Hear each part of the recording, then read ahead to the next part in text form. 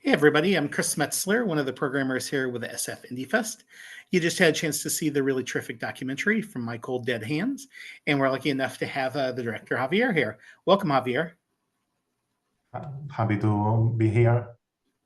Well, very cool. It was exciting to kind of run across your film as we were scouring some other festivals earlier in the year, and it was kind of one of the first films that we were just like, okay, we need to get this film and get a chance to share it with San Francisco. I was wondering, can you tell us a little bit about like what your kind of initial inspiration for making the film was? Well, basically, I was during COVID.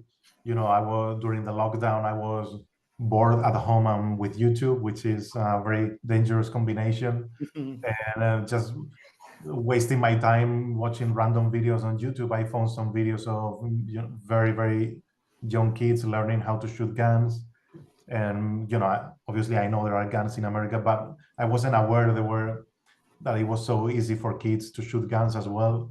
So my first idea was to just make a very short movie, a short film about kids with guns.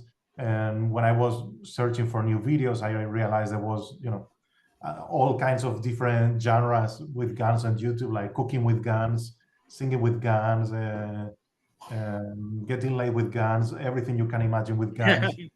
And I thought, well, there's a much bigger canvas I can use, because even if for everybody Bowling for Columbine is like the definitive movie about guns, more than 20 years have passed, and I thought, well, I can make a movie not really about guns in America, but about how people with guns in America like to portray themselves on the internet. I think even to many Americans, it was surprising in some ways, and so it was, really neat the way that you kind of tied all these different kind of different stories and visages together.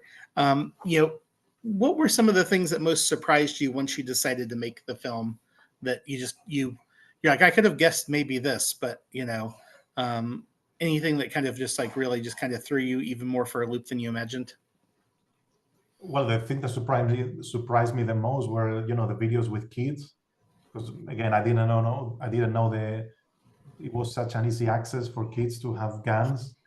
And also it makes you think, it makes you think about, well, if this is the way their parents educate their kids, what can we expect from these kids like 20 years in the future? That's probably the thing that shocked me the most. And also because these videos are all from YouTube, and on YouTube you are basically fighting for attention. So I was surprised like how the crazier the videos can get in order to get attention. And of course, the more attention you want, the more simplistic they become, the more outrageous, the more exaggerated. So And at some point in time, with some like the kind of plethora of videos that are out there, was at some point in time where you knew that you're like, I have enough and I want to kind of stop, or like, how was the editing process like? Well, I end up having 8,665 hours of videos. Oh, And I wow. thought, well, I think with 8,000 hours, I have enough to make a 64-minute movie. I mean, basically, I was collecting a lot of material, which is the way I usually work, until I find some structure I can use. So basically, until I didn't know what the structure was going to be until I found the videos of these two guys saying their 10 reasons for everybody to have a gun. And then I thought, well, with this now, I can have these like 10 small chapters with 10 different themes. And I know I want to start and end with the national anthem. And basically, when I found that video, that's when I thought, well, now I have enough material, and with this, I can structure it. Nice.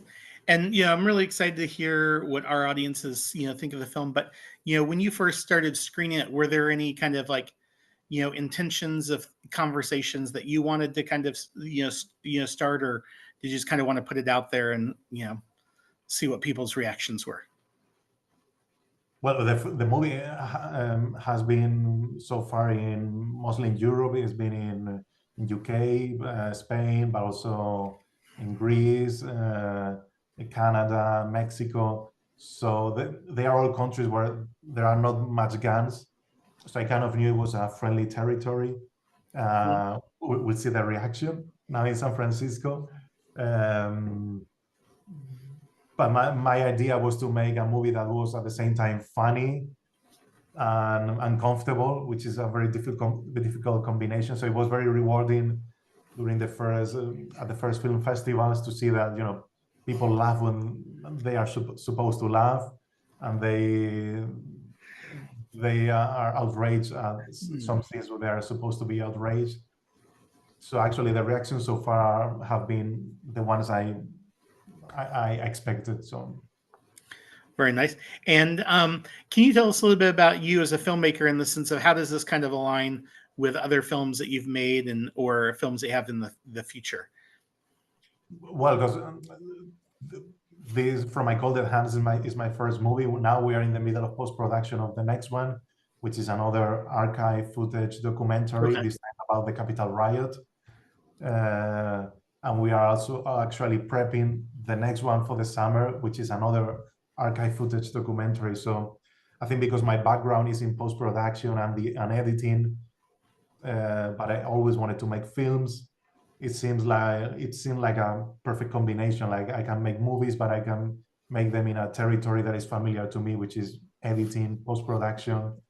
And that's the line I want to keep working at least for a few years. That's where I'm comfortable at.